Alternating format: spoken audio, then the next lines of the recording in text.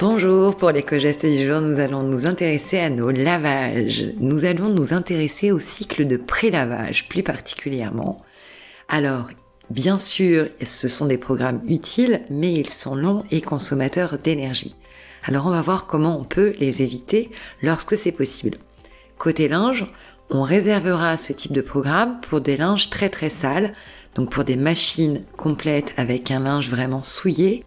Alors l'intérêt du pré-lavage, c'est de dissoudre en fait la saleté avant qu'elle ne soit lavée.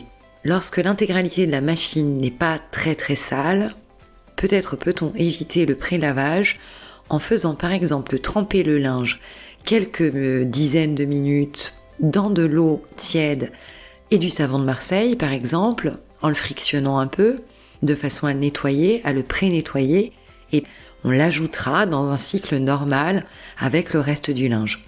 Ça, c'est par exemple une bonne pratique lorsque la machine à laver n'est pas pleine de linge extrêmement souillé. Côté lave-vaisselle, eh bien c'est pareil. En fait, l'intérêt du pré-lavage, c'est tout simplement que la vaisselle va être aspergée d'eau chaude et donc nettoyée d'une certaine façon, en tout cas rincée. L'eau sera vidangée avant le cycle de lavage.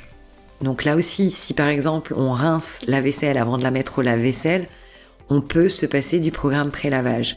Et puis pour les pièces les plus sales, type casserole ou autre, on préférera les laisser tremper 10 à 20 minutes dans de l'eau tiède et les mettre avec l'ensemble de la vaisselle d'un programme normal pour éviter de lancer tout un cycle avec un pré-lavage lorsque c'est possible. Vous avez compris, cela permet d'économiser à la fois en eau mais également en électricité.